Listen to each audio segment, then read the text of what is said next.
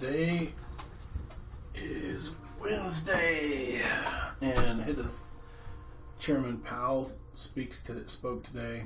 I did really bad. I broke a lot of rules, and I think because you have all day to think on this stuff, I think I know what I did wrong. But let's go over what I did right.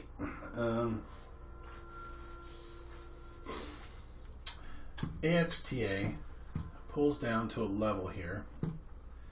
I go ahead and I go long and I get stopped out. Let me pull up the 1 minute chart.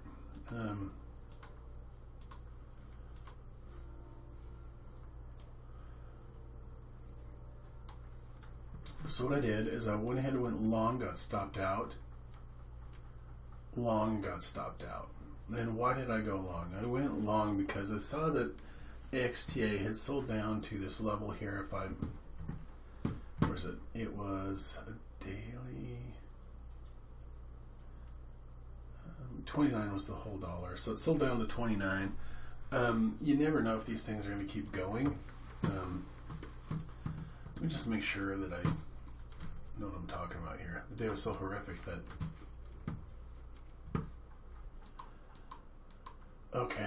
Okay, great. Yeah, long, short, and then short and long and whatever. So AXTA, I saw this tail here. I went ahead, went long. It sold down. Then I went long again. It broke the 29 level, and then what the heck?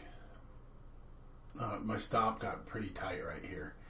And so I would have been stopped out here. So on this one here, my stop was too tight.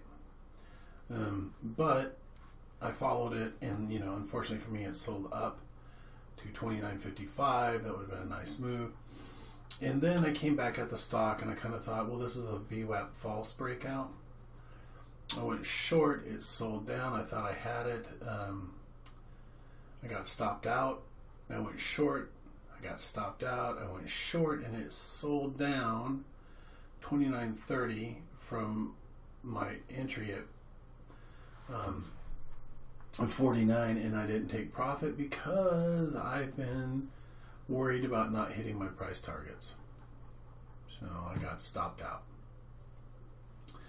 I'm gonna go back to thinking 15-cent moves and 20-cent moves are great, and I'm gonna keep. It worked for me last week. It's going to work for me this week. I did go short again. It went down, showed signs of reversal or whatever. This is where I did wrong. It popped up, and I stayed with it. I was trying to recover my losses. I did recover my losses, and I got out. This was bad right here. I just got frustrated, and really my stop out point needs to be the break of the half dollar. Really, I shouldn't be trading at the half dollar. So. And then this is what messed me up. LZB was on fire. I mean, it was on fire, fully extended. I went ahead and went short, and it gave me a dollar move, and I stayed in it, man. I should have moved like that. I should have taken the gift and walked away. But then I went, I kind of thought it was going to roll over. So, short, profit, out. The minute that I went down here, I should just hit my button. That's an enormous move. 30.92 to 29.84. Should have stayed in. Then it double topped, so I went ahead and went short. Oh, no, then it double topped, and I went ahead and sold the last piece right there. Comes down, holds a level, comes up. We're at 10.10. I take it short. Now, this is what I learned today. I didn't get my 2-candle confirmation. My 2-candle confirmation looks like, I'll have to show it to you here in a bit. My 2-candle confirmations look like, let me get to them.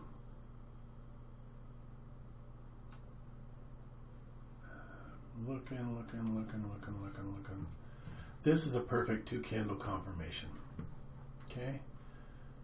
This is one right here. These 2 red candles, maybe. This is definitely one right here. This is a 2 candle confirmation.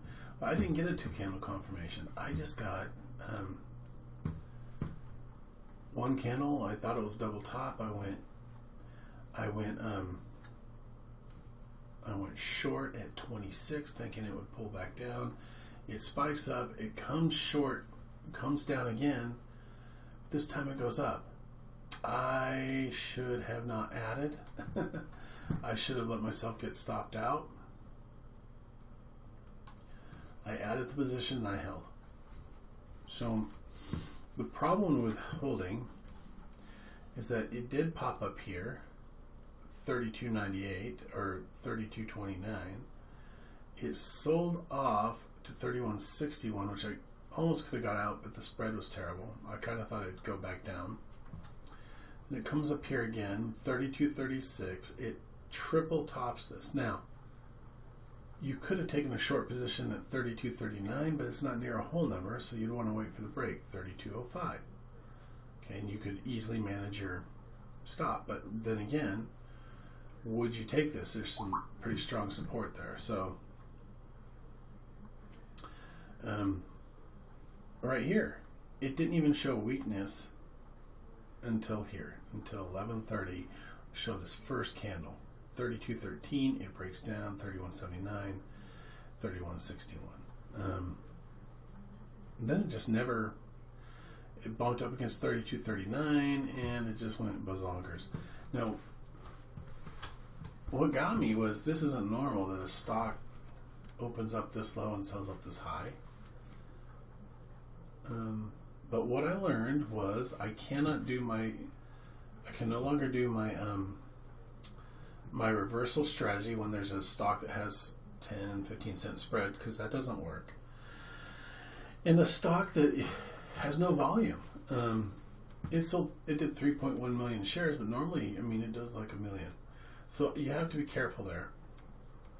And even still, yeah, I mean, I thought it was going to reverse. It didn't go my way. I thought it was going to reverse. It didn't go my way.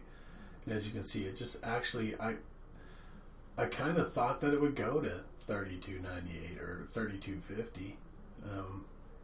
And so in learning, I got to wait for my 2 candle confirmation, like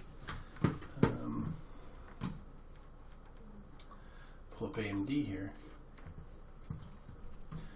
AMD sells down to the low of the day, 30.07, which I kind of thought it would. 1, 2, 3, 2 candle confirmation, and it pops. And that 2 candle confirmation usually has ramped up volume. So this would not be a 2 candle confirmation where it goes up and then lower volume and whatever. You need more volume. So this could be a 2 candle confirmation, but the volume dies, right? So you would want to be very weary of it, and then volume comes back in. But on these 2 candle confirmations, I guess it's important that I stick to that. I had a great week last week. I'm going to see what I can recover this week.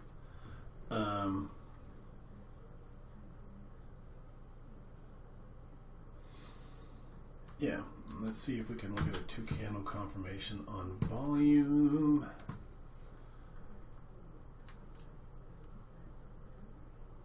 Okay. So this is not a 2 candle confirmation, and this really big move on low volume. Yeah, is this a 2 candle confirmation? This could be a 2 candle confirmation. I just learned something. Okay. This is not 2 candle. This is a 2nd candle confirmation, but then we throw a smaller candle on big volume. Volume declines. This is the best 2 candle confirmation I can find right here. Although it fails, this is definitely a really good one. Fails, pulls back on low volume, and then sells down on low volume. We get some bigger volume here. So, I think I just need to wait for whole numbers and not trade stocks that are suspect. I have no idea what LZB is going to do. It'll probably pull back, but it'll probably pull back a lot. But I'm going to get out of it, and I'm going to go back to trading the way I was trading. So if tomorrow's a boom market, I'm going to try to play momentum. If tomorrow's a flat market, I'll just wait.